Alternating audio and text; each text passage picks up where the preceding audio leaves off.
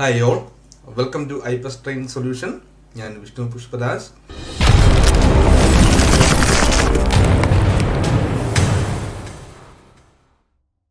അപ്പോൾ നമ്മൾ ഇന്നത്തെ ഈ ഒരു വീഡിയോയിൽ എന്താണ് നമ്മുടെ ജൂനിയർ ക്ലർക്കിന്റെ നോട്ടിഫിക്കേഷനുമായി ബന്ധപ്പെട്ട കാര്യങ്ങളാണ് നമ്മൾ ഈ ഒരു ചെറിയ വീഡിയോ ക്ലാസ്സിൽ ഡിസ്കസ് ചെയ്യുന്നത്. ഓക്കെ, അപ്പോൾ ഒഫീഷ്യലായിട്ടുള്ള നോട്ടിഫിക്കേഷൻ എത്തി അല്ലെ? എല്ലാവരും വളരെ ആകാംക്ഷയോടെ വളരെ ആഗ്രഹത്തോടെ കാത്തിരുന്ന ആ ഒരു നോട്ടിഫിക്കേഷൻ എത്തിയിട്ടുണ്ട്. അപ്പോൾ നമുക്ക് നോക്കാം നോട്ടിഫിക്കേഷനുമായി ബന്ധപ്പെട്ട കാര്യങ്ങൾ, അതിനെ എങ്ങനെയാണ് അപ്ലൈ ചെയ്യേണ്ട കാര്യങ്ങൾ, അതുമായി ബന്ധപ്പെട്ട എന്താ പറയുക മാർക്കിന്റെ കാര്യങ്ങൾ എങ്ങനെയാണെന്നൊക്കെ നമുക്ക് നോക്കാം. ചെറിയ വ്യത്യാസങ്ങളൊക്കെ വന്നിട്ടുണ്ട് അല്ലേ? നമ്മൾ റൂൾ അമെന്റ്മെന്റിൽ പറയുന്നുണ്ട് ഓൾറെഡി. പരീക്ഷ എത്ര മാർക്കിലാണ്, ഇന്റർവ്യൂവിന്റെ മാർക്ക് എത്രയാണ്, എഴുത്ത് പരീക്ഷയുടെ ടോട്ടൽ മാർക്ക് എത്രയാണ് തുടങ്ങിയ കാര്യങ്ങളൊക്കെ നമുക്ക് റൂൾ അമെന്റ്മെന്റിൽ വന്നിട്ടുണ്ട്. അപ്പോൾ നമുക്ക് അത് ഇന്ന് ഡിസ്കസ് ചെയ്യാം. ഓക്കെ, അപ്പോൾ അതിനൊക്കെ മനസ്സിലാക്കാം. വിജ്ഞാപന തീയതി അല്ലെ 25/3/2025 എന്നാണ് ആ നോട്ടിഫിക്കേഷൻ വന്നിട്ടുള്ളത്. അല്ലെങ്കിൽ വിജ്ഞാപന തീയതി എന്ന് പറയുന്നത് 25/3/2025. അപ്പോൾ ഏറ്റവും പ്രധാനപ്പെട്ടായിട്ട് മനസ്സിലാക്കേണ്ടത് വിജ്ഞാപനത്തിന്റെ നമ്പർ എന്ന് ഓർത്ത് വെച്ചേക്കുക 8/2025 കേട്ടോ. 8/2025 ഇതിന്റെ നോട്ടിഫിക്കേഷൻ നമ്പർ എന്ന് ഓർത്ത് വെച്ചേക്കുക. അപേക്ഷ ലഭിക്കേണ്ട അവസാന തീയതി ഓർക്കണം അല്ലെ? ഏതാണ്? 30/4/2025 നമുക്ക് അപേക്ഷ ലഭിക്കേണ്ടത് കേട്ടോ. ലാസ്റ്റ് ഡേറ്റ് എന്ന് പറയുന്നത് 30/4 വരെയാണ്. 30/4 വരെ ഉണ്ടെന്ന് ഓർത്ത് ആരും അത്രയൊന്നും വെയിറ്റ് ചെയ്യേണ്ട. അത്രയും പെട്ടെന്ന് തന്നെ അപേക്ഷ എന്ത് ചെയ്യുക, ഓൺലൈനായിട്ട് നമ്മൾ സബ്മിറ്റ് ചെയ്യുക. ഓക്കെ, അപ്പൊ മനസ്സിലാക്കുക, ലാസ്റ്റ് ഡേറ്റ് 30/4/2025. അതൊന്ന് ഓർത്ത് വെക്കുക. ആരും ഞാൻ പറയുകയാണ് 34 ഉണ്ടല്ലോ അന്ന് വരെ കാത്തിരിക്കില്ല. എത്രയും പെട്ടെന്ന് തന്നെ നമുക്ക് അപേക്ഷ എന്ത് ചെയ്തിരിക്കണം, നമുക്ക് ഓഫീഷ്യലായിട്ട് അവരുടെ ആ സൈറ്റിൽ നമുക്ക് അപേക്ഷ സബ്മിറ്റ് ചെയ്യണം. നമുക്ക് നോക്കാം എന്താണ് താഴെ പറയുന്ന സഹകരണ സംഘം ബാങ്കിൽ ഒഴിവുള്ള തസ്തികയിലേക്ക് തിരഞ്ഞെടുക്കപ്പെടുന്നതിന് യോഗ്യതയുള്ള ഉദ്യോഗാർത്ഥികളിൽ നിന്നും അപേക്ഷകൾ ക്ഷണിക്കുന്നു. ഓക്കെ, നമ്മൾ മനസ്സിലാക്കേണ്ട കാര്യമുണ്ട് നിയമന രീതി. എങ്ങനെയാണ് നിയമന രീതി? നേരിട്ടുള്ള നിയമനമാണ് അല്ലെ? നേരിട്ടുള്ള നിയമനമാണ്. പരീക്ഷാ ബോർഡ് നടത്തുന്ന OMR പരീക്ഷ. അപ്പൊ എല്ലാവരും ടെൻഷൻ ആയിരുന്നു, ദൈവമേ ഈ തവണ എന്താണ് ഓൺലൈൻ എക്സാം ആക്കുമെന്നൊരു ടെൻഷൻ ഉണ്ടായിരുന്നു. അപ്പൊ ആ ടെൻഷൻ വേണ്ട അല്ലെ? OMR എക്സാം തന്നെയാണ്. പരീക്ഷാ ബോർഡ് നടത്തുന്ന OMR പരീക്ഷയുടെയും പിന്നെ നമുക്കറിയാം എക്സാം പാസ്സായി ഷോർട്ട് ലിസ്റ്റ് ചെയ്ത് കഴിയുമ്പോൾ നമുക്ക് എന്താണ് തനത് സംഘം അല്ലെങ്കിൽ തനത് ബാങ്ക് നടത്തുന്ന ഒരു അഭിമുഖം, ഒരു ഇന്റർവ്യൂ ഉണ്ട്. അപ്പൊ ഇതിന്റെ രണ്ടിന്റെയും കൂടെ മാർക്ക് പരീക്ഷാ ബോർഡ് കൺസോളിഡേറ്റ് ചെയ്ത് ഫൈനലായിട്ടാണ് നമ്മുടെ ഒരു ഫൈനൽ റാങ്ക് ലിസ്റ്റ് പബ്ലിഷ് ചെയ്യുക. അപ്പൊ നമ്മൾ ഓർത്ത് വെച്ചിട്ടുള്ള കാര്യമാണ് നേരിട്ടുള്ള നിയമനം അല്ലെ? പരീക്ഷാ ബോർഡ് നടത്തുന്ന OMR എക്സാം ഉണ്ട്, അതോടൊപ്പം തന്നെ എന്താണ് സംഘം അല്ലെങ്കിൽ ആ സഹകരണ ബാങ്ക് നടത്തുന്ന ഇന്റർവ്യൂ ഉണ്ടെന്ന് ഓർത്ത് വെച്ചേക്കുക. അപ്പൊ ഇതിന്റെ രണ്ടിന്റെയും കൂടെ മാർക്ക് കൺസോളിഡേറ്റ് ചെയ്തുകൊണ്ട് പരീക്ഷാ ബോർഡ് തയ്യാറാക്കുന്ന റാങ്ക് ലിസ്റ്റ് പ്രകാരമായിരിക്കും നമുക്ക് അപ്പോയിന്റ്മെന്റ് കിട്ടുക അല്ലെ? അപ്പൊ നിയമന അധികാരി ആരാണ്? അപ്പോയിന്റിംഗ് അതോറിറ്റി ബന്ധപ്പെട്ട സഹകരണ സംഘം അല്ലെങ്കിൽ ബാങ്ക് ആണെന്ന് ഓർത്ത് വെച്ചേക്കുക. അപ്പൊ നിങ്ങൾ ഇവിടെ പ്രധാനപ്പെട്ട ഞാൻ വീണ്ടും പറയുന്നു, അപേക്ഷ ലഭിക്കേണ്ട അവസാന തീയതി ഒന്ന് നോട്ട് ചെയ്ത് പോയി കേട്ടോ. അതാണ് ആദ്യം നമ്മൾ ചെയ്യേണ്ടത്. പിന്നെ എങ്ങനെയാണ് അപേക്ഷ സമർപ്പിക്കൽ? എല്ലാവരും ചെയ്യുന്ന പോലെ തന്നെ കഴിഞ്ഞ തവണയൊക്കെ ചെയ്ത അതേ രീതി തന്നെയാണ്. ഒറ്റത്തവണ രജിസ്ട്രേഷൻ വഴിയാണ് അല്ലെ? ഒറ്റത്തവണ രജിസ്ട്രേഷൻ നടത്തിയിട്ടില്ലാത്ത ഉദ്യോഗാർത്ഥികൾ ഒറ്റത്തവണ രജിസ്ട്രേഷൻ പൂർത്തിയാക്കിയതിനു ശേഷം നിലവിൽ രജിസ്റ്റർ ചെയ്തിട്ടുള്ള ഉദ്യോഗാർത്ഥികൾ അവരുടെ പ്രൊഫൈലിലൂടെ ഓൺലൈനായി പരീക്ഷാ ബോർഡിന്റെ വെബ്സൈറ്റിലൂടെ www.cscb.kerala.gov.in അല്ലെ അതിലാണ് അപേക്ഷ സമർപ്പിക്കേണ്ടത്. ഇപ്പൊ നിലവിൽ ഓൾറെഡി ചെയ്തിട്ടുള്ളവർക്ക് എന്താണ് ആ ഒരു പ്രൊഫൈൽ ഉണ്ടാവാം അല്ലെ? ഇനി അങ്ങനെ ചെയ്യാത്ത പുതിയതായിട്ട് എഴുതുന്ന കുട്ടികൾ ആദ്യം തന്നെ നിങ്ങൾ പ്രൊഫൈൽ ക്രിയേറ്റ് ചെയ്യണം. ഓക്കെ, നിങ്ങൾ പ്രൊഫൈൽ ക്രിയേറ്റ് ചെയ്തതിനു ശേഷം മാത്രമേ എന്ത് ചെയ്യാൻ പറ്റുള്ളൂ, നിങ്ങൾക്ക് അപ്ലൈ ചെയ്യാൻ പറ്റുള്ളൂ. ഇനി നമുക്ക് എന്തൊക്കെയാണ് നമ്മുടെ ഒരു വിദ്യാഭ്യാസ യോഗ്യത എന്ന് അറിയണ്ടേ അല്ലേ? പറയുന്നുണ്ട് ജൂനിയർ ക്ലർക്ക് ഓർ ക്യാഷ്യർ വിദ്യാഭ്യാസ യോഗ്യത റൂളാണ് പറയുക. റൂള് 186 സബ് റൂൾ 1 അതിന്റെ എന്താണ് പറയുക സെക്കൻഡ് ക്ലോസിൽ പറയുന്നുണ്ട് സഹകരണ നിയമത്തിന് വിധേയം അല്ലെ? നമുക്കറിയാം ജസ്റ്റ് SSLC അല്ലെ, 10ാം ക്ലാസ് അല്ലെ, SSLC അഥവാ തത്തുല്യ യോഗ്യതയും അതിനോടൊപ്പം JDCയും കൂടെ ഉണ്ടെങ്കിൽ നമുക്ക് ഈ പരീക്ഷ എഴുതാം. അതാണ് ഏറ്റവും ചെറിയ യോഗ്യത. ക്ലിയർ ആണെന്ന് ഞാൻ വിചാരിക്കുന്നു.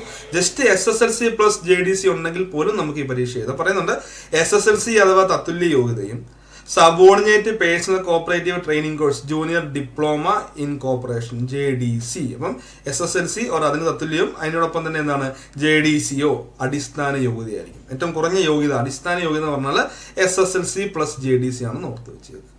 ഇനിയും അത് മാത്രമല്ല, ഇപ്പം നമ്മൾ ഓർക്കണം കാസർഗോഡ് ജില്ലയിൽപ്പെട്ട ഉദ്യോഗാർത്ഥികൾ കേട്ടോ. അവിടെയാണ് കാസർഗോഡ്, വേറെ ജില്ലയ്ക്ക് ഇത് ബാധകമല്ല. കാസർഗോഡ് ജില്ലയിൽപ്പെട്ട ഉദ്യോഗാർത്ഥികൾക്ക് പ്രസ്തുത ജില്ലയിലെ സഹകരണ സംഘം അല്ലെങ്കിൽ ബാങ്കുകളുടെ നിയമനത്തിന് എന്താണ് കർണാടക സംസ്ഥാന സഹകരണ ഫെഡറേഷൻ നടത്തുന്ന സഹകരണ ഡിപ്ലോമ കോഴ്സ് കേട്ടോ, GDC എന്ന് പറയും. അതിൽ കിട്ടിയാലും മതി, ആ ഒരു യോഗ്യത നേടിയാലും മതി കേട്ടോ. എവിടെ? കാസർഗോഡിലേക്ക് കേട്ടോ.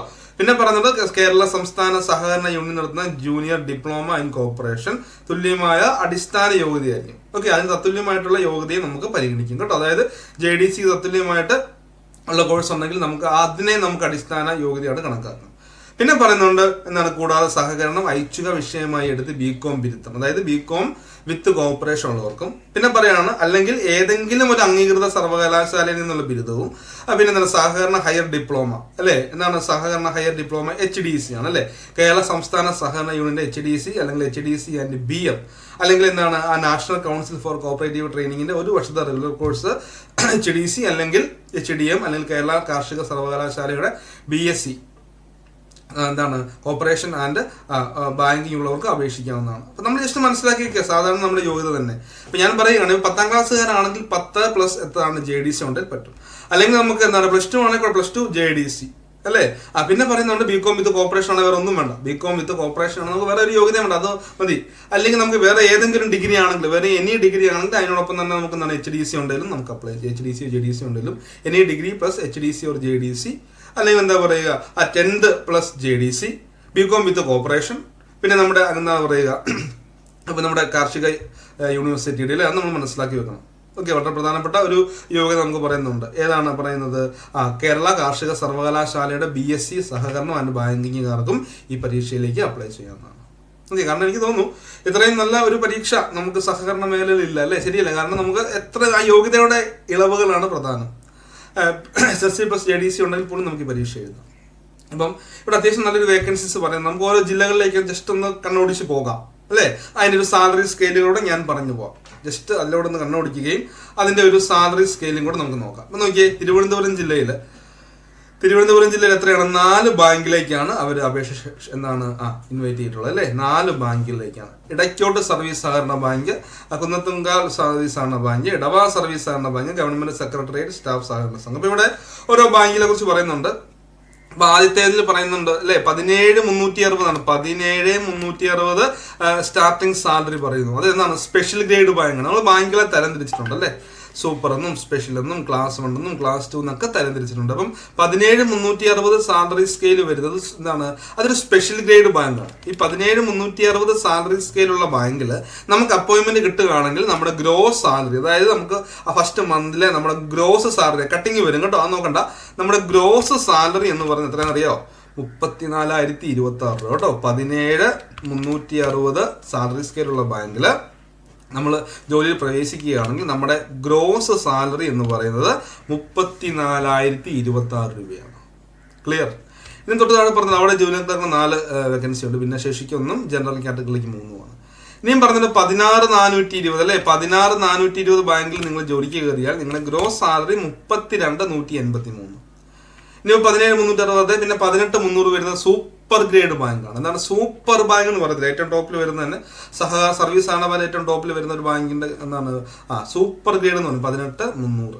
ഈ 18,300 സാലറി ഉള്ള ബാങ്കിൽ കയറിയാൽ നമ്മുടെ ഫസ്റ്റ് മന്ത് സാലറി അല്ലെങ്കിൽ നമ്മുടെ ഗ്രോസ് സാലറി 35,868 രൂപയാണ് കേട്ടോ. 18,300 ഉള്ള ബാങ്കിൽ കയറിയാൽ അവിടുത്തെ നമ്മുടെ സ്റ്റാർട്ടിംഗ് സാലറി എന്ന് പറയുന്നത് 35,868 രൂപയാണ്. പിന്നെ എന്താണ് കൊല്ലത്തിലേക്ക് പോവുകയാണെങ്കിൽ കരിയപ്രയുണ്ട്, മയ്യനാടുണ്ട്, ഇലക്ട്രിസിറ്റി ബോർഡ് എംപ്ലോയീസ് സഹകരണ സംഘം അല്ലെ. ക്ലിപ്പ് നല്ലൊരു സംഘമാണ്. ഏത് 7ാം നമ്പറിലുള്ള കേട്ടോ. ഇലക്ട്രിസിറ്റി ബോർഡ് എംപ്ലോയീസ് സഹകരണ സംഘം നല്ല ഒരു സംഘമാണ്. കാരണം അവിടുത്തെ സാലറി സ്കെയിൽ തന്നെ പറയുന്നുണ്ട്. അവിടുത്തെ സാലറി സ്കെയിൽ നോക്കിയാൽ 20,950 ആണ്. ദാറ്റ് മീൻസ് അവിടെ ബാങ്കിൽ നമ്മൾ ജോലിക്ക് കയറിയാൽ നമ്മുടെ സ്റ്റാർട്ടിംഗ് സാലറി 41,000 ആയിരിക്കും. എത്രയാണ്? 41,062 ആയിരിക്കും. ഓക്കെ, അപ്പൊ ഇങ്ങനെയാണ് അതിന്റെ സാലറി സ്കെയിൽ വരിക. പിന്നെ നമുക്ക് നോക്കാം ഇനി കോട്ടയം. ഞാനൊക്കെ കോട്ടയമാണ്. എൻ്റെ കോട്ടയം ജില്ലയിൽ നോക്കിക്കഴിഞ്ഞാൽ വൈക്കം താലൂക്ക് പീക്കാട് വരുന്നുണ്ട്. പീക്കാടിൽ നല്ലൊരു പാക്കേജാണ് അവർ നമുക്ക് സ്റ്റാർട്ടിങ് നൽകുന്നത്. എത്രയാണെന്ന് ചോദിച്ചാൽ 37,730 ആണ് ആ പീക്കാടിൽ നമുക്ക് കിട്ടുന്നത്. അപ്പോൾ കോട്ടയത്തൊക്കെ വേക്കൻസി കുറവാണ് അല്ലേ. നമ്മൾ വൈക്കം താലൂക്ക് എന്താണ് പീക്കാടും അതുപോലെ തന്നെ നമ്മുടെ ചങ്ങനാശ്ശേരി സഹകരണ അർബൻ ബാങ്കുമാണ് വിളിച്ചിട്ടുള്ളത്. നല്ല ബാങ്കുകളാണ്, 2 നല്ല ബാങ്കുകളാണ്. ഇനി ഇടുക്കിയിലേക്ക് പോയാലും എന്താണ് ഒരുപാട് വേക്കൻസീസ് ഇടുക്കി ഇത്തവണ ഇല്ല. പാറത്തോട് സർവീസ് ആണ് ബാങ്കും കരിമൺ സർവീസ് ആണ് ബാങ്കാണ്. രണ്ടും അതിൽ പാറത്തോട് സർവീസ് ആണ് ബാങ്ക് നല്ല ബാങ്കാണ്, നല്ല സ്പെഷ്യൽ ഗ്രേഡ് ബാങ്കാണ് കേട്ടോ. സ്പെഷ്യലാണ്. അത്യാവശ്യം നല്ലൊരു സാലറി പാക്കേജ്. ഒരു 34,000 രൂപ സ്റ്റാർട്ടിംഗ് സാലറി കിട്ടുന്നുണ്ട് കേട്ടോ. എവിടെയാണ്? നമ്മുടെ പാറത്തോട് ബാങ്കിൽ 17,360 രൂപ. ഓക്കെ, 17,360 വരുമ്പോൾ നമുക്ക് കിട്ടുന്നത് 34,026 കിട്ടുന്നുണ്ട്. അപ്പം അങ്ങനെ നമുക്ക് നോക്കാം. ഇപ്പോൾ എറണാകുളം വരികയാണെങ്കിൽ പുണിത്തറ ബാങ്ക് പറയുന്നുണ്ട്, വാഴക്കുളം വരുന്നുണ്ട്. ഓക്കെ, അങ്ങനെ ഒരുപാട് അത്യാവശ്യം നമുക്ക് നല്ല ബാങ്കുകൾ എല്ലാ ജില്ലകളിലും അത്യാവശ്യം വേക്കൻസികൾ, ഒരുപാട് വേക്കൻസികൾ ഇല്ലെങ്കിലും എല്ലാ ജില്ലയിലും അത്യാവശ്യം വേക്കൻസികൾ നമുക്ക് ലഭ്യമാകുന്നുണ്ട്. പാലക്കാടാണെങ്കിലും ഓക്കെ, പാലക്കാട് അത്യാവശ്യം നല്ല ബാങ്കുകൾ വിളിച്ചിട്ടുണ്ട് അല്ലേ. പട്ടാമ്പി വിളിച്ചിട്ടുണ്ട്, പാലക്കാട് കോപ്പറേറ്റീവ് അർബൻ ബാങ്ക് വിളിച്ചിട്ടുണ്ട്, ഒറ്റപ്പാലം വിളിച്ചിട്ടുണ്ട്, പിന്നെ മലപ്പുറത്താണെങ്കിലും ഉണ്ട് ബാങ്കുകൾ. ഓക്കെ, അപ്പോൾ ഇത്രയും കാര്യങ്ങളൊക്കെയാണ് നമ്മൾ എന്താണ് പറയുക, നമ്മുടെ ഒരു നോട്ടിഫിക്കേഷനിൽ നമ്മുടെ വേക്കൻസീസ് ഏതൊക്കെ ബാങ്കുകളിലേക്കാണ്. അത്യാവശ്യം നല്ല ഏകദേശം ഒരു 66ഓളം ബാങ്കുകളിലേക്കാണ് ഇത്തവണ വിളിച്ചിട്ടുള്ളത്. നല്ലൊരു വേക്കൻസി നമുക്ക് അവിടെ വരുന്നുണ്ട്.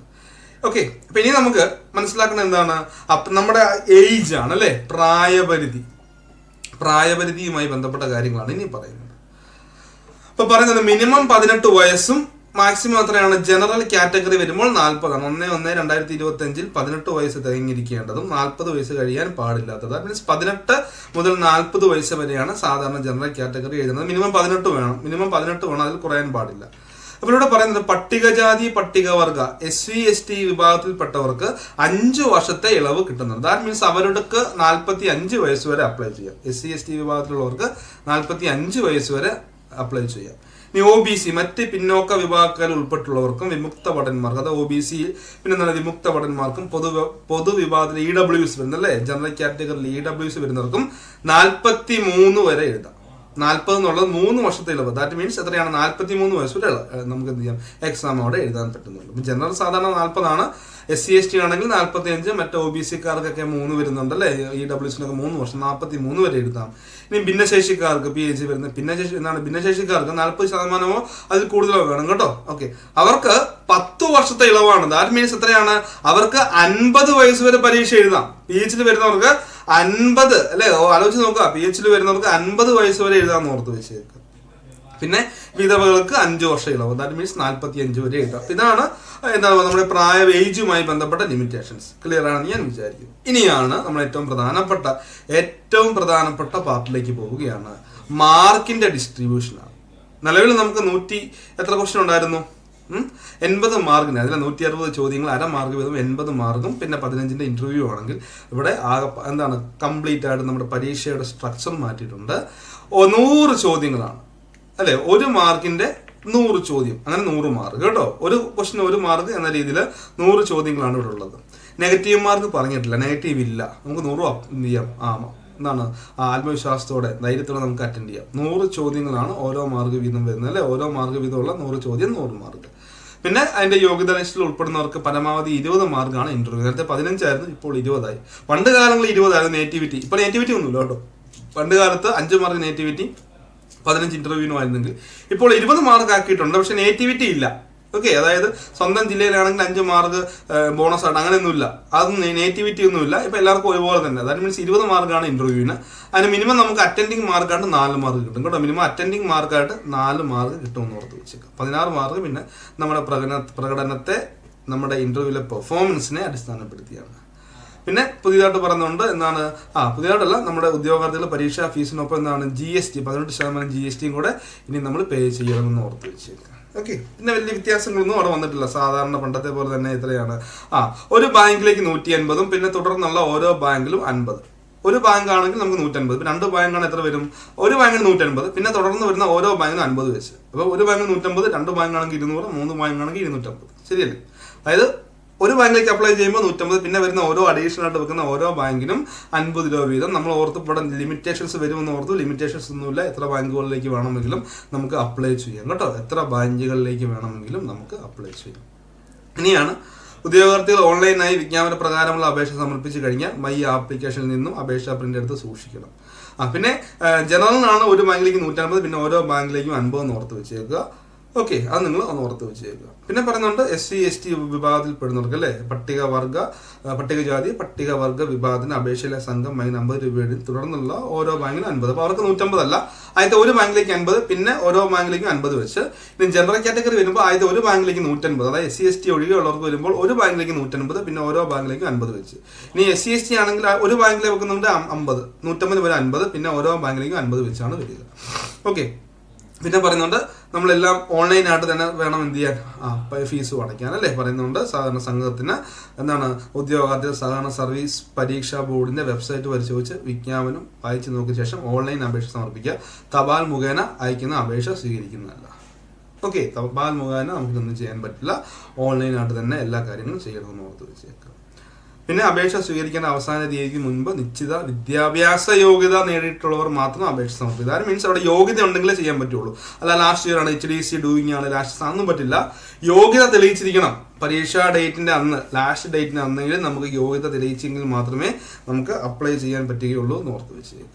ഓക്കെ. പിന്നെ അപേക്ഷ സമർപ്പിക്കേണ്ട അവസാന തീയതി 30/4/2025 ആണെന്ന് ഓർത്ത് വെച്ചേക്കുക. അപ്പം 100 മാർക്കിന്റെ പരീക്ഷ. ഇനിയും അവിടെ നമുക്ക് സംശയങ്ങൾ നമ്മുടെ മനസ്സിൽ നിൽപ്പുണ്ട്. എങ്ങനെയാണ് ഇവർ മാർക്ക് ഡിസ്ട്രിബ്യൂട്ട് ചെയ്യുക, അല്ലേ? ആ ഒരു ഡൗട്ട് ആയിരിക്കും എല്ലാവരുടെ മുൻപിൽ നിൽക്കുക. ഞങ്ങൾ എങ്ങനെയാണ് ഇവിടെ മാർക്കിന്റെ ഡിസ്ട്രിബ്യൂഷന്റെ അതിന്റെ കാര്യങ്ങൾ ഒഫീഷ്യലായിട്ട് സൈറ്റിൽ വന്നിട്ടില്ല. നിലവിലും സിലബസ് ആയിട്ട് പഴയ സിലബസ് തന്നെയാണ് കിടക്കുന്നത്. അപ്പോൾ എത്രയും വേഗം തന്നെ അവർ അപ്ഡേറ്റ് ചെയ്യുന്നതായിരിക്കും. അപ്ഡേറ്റ് ചെയ്യുമ്പോൾ നമ്മളിവിടെ വീഡിയോയുമായിട്ട് നിങ്ങളുടെ മുൻപിൽ വരുന്നതായിരിക്കും കേട്ടോ. അതുമായി ബന്ധപ്പെട്ട വീഡിയോ നമ്മളിവിടെ ചാനൽ ചെയ്യുന്നതായിരിക്കും. പിന്നെ ഏറ്റവും പ്രധാനപ്പെട്ട കാര്യം, മറ്റൊരു കാര്യം പറയാൻ ഞാൻ ആഗ്രഹിക്കുകയാണ്. 100 മാർക്കിന്റെ പരീക്ഷയാണ്. എക്സാം അത്യാവശ്യം കടുകട്ടിയായിരിക്കും, സിമ്പിൾ ആവത്തില്ല, അത്യാവശ്യം കടുകട്ടിയായിരിക്കും എന്ന് തന്നെ ഓർക്കുക. അത്യാവശ്യം ടഫ് തന്നെ ആയിരിക്കും. സിമ്പിളായിട്ട് നമുക്ക് എക്സാം എഴുതി കയറാൻ എന്നുള്ള ആഗ്രഹമൊന്നും വേണ്ട. അത്യാവശ്യം ഒന്ന് അവർ എന്ത് ചെയ്യും, 100 മാർക്കല്ലേ ഉള്ളൂ. 100 ചോദ്യം 100 മാർക്ക്, അത്യാവശ്യം കോമ്പറ്റീഷനും ഉണ്ട്. സോ നമുക്ക് ചിട്ടയോടെ പഠിക്കണം, വേണ്ടേ? നമുക്ക് ചിട്ടയോടെ പഠിക്കണം. ചിട്ടയോടെ പഠിക്കാൻ വേണ്ടിയിട്ട് I+ൽ നമ്മൾ കോഴ്സ് ഓഫർ ചെയ്യുന്നുണ്ട്. ഓക്കെ. വളരെ പ്രഗത്ഭരായ അധ്യാപകർ റെക്കോർഡ് ക്ലാസ്സുകളും ലൈവ് ക്ലാസ്സുകളും നിങ്ങളുടെ ഡൗട്ട്സ് ക്ലിയറിംഗ് സെഷൻസുകളും മോഡൽ എക്സാംസുകളും പ്രീവിയസ് ഇയർ ക്വസ്റ്റ്യൻ വർക്കൗട്ട്സും തുടങ്ങി ഒരുപാട് വലിയ നല്ല രീതിയിലുള്ള ഫീച്ചേഴ്സുകൾ ഇൻക്ലൂഡ് ചെയ്തുകൊണ്ട്, ഓക്കെ, അതായത് ഒരു സഹകരണ മേഖലയിൽ ഒരു വിദ്യാർത്ഥിക്ക് ആവശ്യമായിട്ടുള്ള എല്ലാ കാര്യങ്ങളും ഇൻക്ലൂഡ് ചെയ്തുകൊണ്ടാണ് നമ്മൾ ഇവിടെ കോഴ്സ് റൺ ചെയ്യുന്നത്. ഓക്കെ. ഇപ്പം ഞാൻ പറഞ്ഞു എല്ലാം കംപ്ലീറ്റ്ലി സിലബസ് റെക്കോർഡഡ്, അല്ലേ? കംപ്ലീറ്റ്ലി സിലബസ് കംപ്ലീറ്റ് ആയിട്ട് റെക്കോർഡ് ചെയ്ത ക്ലാസ്സുകൾ, അതിൻ്റെ ലൈവ് ക്ലാസ്സുകൾ, നിങ്ങളുടെ ഡൗട്ട്സ് ക്ലിയറിംഗ് സെഷൻസ്, എല്ലാ കാര്യങ്ങളും PYQസും പിന്നെ MCQസും മോഡൽ എക്സാംസും എല്ലാം നമ്മൾ ഇവിടെ പ്രൊവൈഡ് ചെയ്യുന്നുണ്ട്. ഓക്കെ. അപ്പം അതുപോലെ തന്നെ നിങ്ങൾക്ക് സംശയങ്ങൾ ഉണ്ടാവാം, അല്ലേ? അതായത് ഇനി എങ്ങനെ, അതായത് ഈ നോട്ടിഫിക്കേഷനുമായി ബന്ധപ്പെട്ട സംശയങ്ങളും കാര്യങ്ങളൊക്കെ നിങ്ങൾക്കുണ്ടാവാം, അല്ലേ? നമ്മൾ എല്ലാവർക്കും അറിയാം എങ്ങനെ പഠിക്കണം, എന്ത് പഠിക്കണം, എവിടെ തുടങ്ങണം എന്നുള്ള ആ ഒരു സംശയങ്ങളിലൊക്കെ ഒരുപാട് പേര് ഇപ്പോഴും നിൽപ്പുണ്ട്. സാറേ എന്താണ് ചെയ്യേണ്ടത്, എവിടെ പഠിച്ച് തുടങ്ങണം, അല്ലേ? ആ കാര്യങ്ങളൊക്കെ നമുക്കൊന്ന് നിങ്ങളുമായിട്ടൊരു ചർച്ചയുമായി, അല്ലെ നിങ്ങളുടെ ആ സംശയങ്ങളൊക്കെ ഒന്ന് ക്ലിയർ ചെയ്യാൻ വേണ്ടി എന്ത് ചെയ്യുന്നുണ്ട്, എല്ലാ ഡൗട്ട്സുകളും ഒക്കെ ഒന്ന് ക്ലിയർ ചെയ്യാൻ വേണ്ടി നമ്മൾ April 1 ഓക്കെ, April 1 രാത്രി 8 മണിക്ക് ഒരു വെബിനാർ വരുന്നുണ്ട്. ഓക്കെ. ലിങ്ക് താഴെ തന്നിട്ടുണ്ട്, നിങ്ങളത് കയറി രജിസ്റ്റർ ചെയ്യുക. അപ്പോൾ April 1 രാത്രി 8 മണിക്ക് ഞാനൊരു വെബിനാർ കണ്ടക്ട് ചെയ്യുന്നുണ്ട്. അപ്പോൾ നിങ്ങളെല്ലാവരും പങ്കെടുക്കുക. നിങ്ങളുടെ സംശയങ്ങളും പരീക്ഷയ്ക്ക് നമുക്ക് എങ്ങനെ പഠിച്ച് തുടങ്ങണം, ഏതൊക്കെ ഏരിയാസിന് പ്രാധാന്യം കൊടുക്കണം എന്നുള്ള ഡൗട്ട്സുകളൊക്കെ ഉണ്ടാവും, അല്ലെങ്കിൽ ഏത് രീതിയാണ് നമ്മൾ ഇനിയുള്ള എക്സാംസിന് നമ്മൾ എന്ത് ചെയ്യുന്നത് അപ്രോച്ച് ചെയ്യേണ്ടത് തുടങ്ങിയ കാര്യങ്ങളൊക്കെ ആയി ബന്ധപ്പെട്ട സിലബസുമായി ബന്ധപ്പെട്ട കാര്യങ്ങളൊക്കെ നമ്മൾ ചർച്ച ചെയ്യാൻ വേണ്ടി April 1 രാത്രി 8 മണിക്ക്, അല്ലേ? April 1 രാത്രി 8 മണിക്ക് ട്യൂസ്ഡേ, അല്ലേ? April 1 രാത്രി 8 മണിക്ക് ട്യൂസ്ഡേ നമ്മൾ ഒരു വെബിനാറുമായി നിങ്ങൾ കണ്ടക്ട് ചെയ്യുന്നുണ്ട്. ഞാൻ വരുന്നുണ്ട്. അപ്പോൾ ആ വെബിനാറിൽ നമുക്ക് കാണാം. നിങ്ങളുടെ സംശയങ്ങളൊക്കെ നമുക്ക് അവിടെ ദൂരീകരിക്കാം. അപ്പോൾ താഴെ ഉള്ള നമ്മുടെ ലിങ്ക് നമ്മളിവിടെ നൽകുന്നുണ്ട്. ലിങ്കിൽ കയറി നിങ്ങൾ രജിസ്റ്റർ ചെയ്യുക വെബിനാറിന് വേണ്ടി കേട്ടോ. ഓക്കെ. Thank you. എല്ലാവർക്കും ഓൾ ദ ബെസ്റ്റ്.